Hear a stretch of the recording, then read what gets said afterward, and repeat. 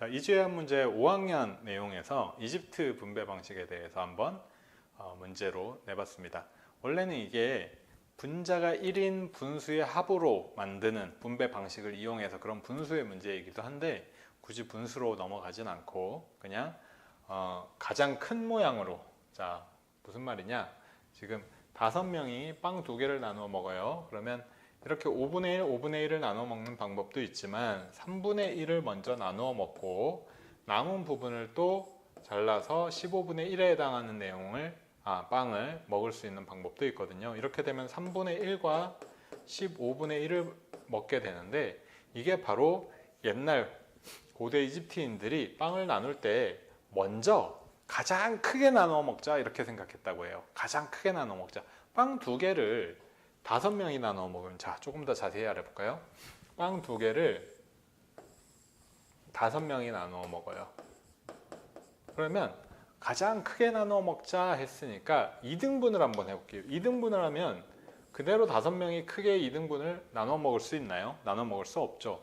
여기에서 4등분을 하는 방법도 있어요. 4등분을 하면 1, 2, 3, 4, 5 한 다음에 요 부분을 하나, 둘, 셋, 넷, 다섯 뭐 이렇게 나누는 방법도 있긴 합니다. 근데 이때의 방법은, 이것도 분배 방식 중에 하나죠. 근데 이때의 방법은 4등분을 했기 때문에 2등분 다음에 큰 조각인 3등분에 대해서는 고려를 하지 않은 게 되겠죠. 그래서 3등분도 한번 고려를 해보면, 3등분을 이렇게 하게 되면 1, 2, 3, 4, 5 남은 조각을 이렇게 나눈다. 이게 바로 이집트의 분배 방식이 되겠습니다. 이집트 사람들은 일단은 제일 크게 나눠 가지자 한 다음에 남은 것들을 나눠 가지자 이렇게 된 거였어요. 그래서 이집트 분배 방식은 어떤 의미가 있는 수학적인 내용이냐면,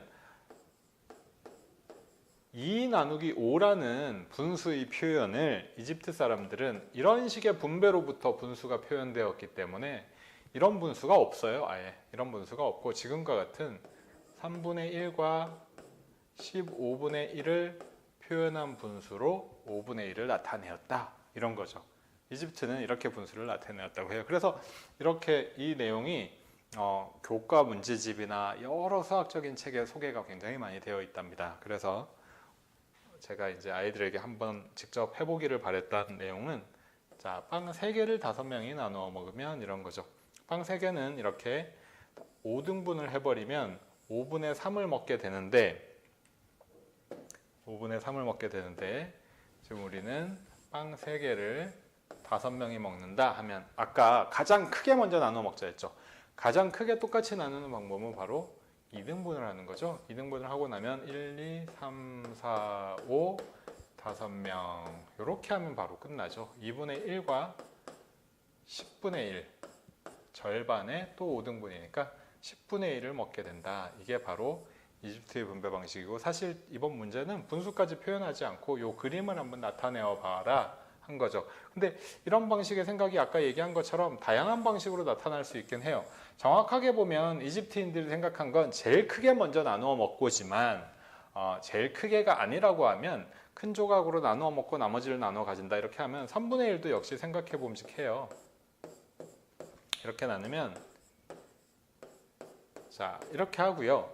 얘하고 얘를 똑같이 5등분 한다 이렇게 어렵게 생각하기보다는 얘를 5등분 하고 얘는 5분의 1로 나눠버리는, 이렇게 나눠버리면 5분의 1, 얘는 3분의 1, 얘는 15분의 1, 이렇게 5분의 1, 15분의 1, 3분의 1을 먹는 방식이 바로 빵 3개를 5명이 나눠 먹는 방식이다. 이집트의 분배 방식 되게 신기하죠.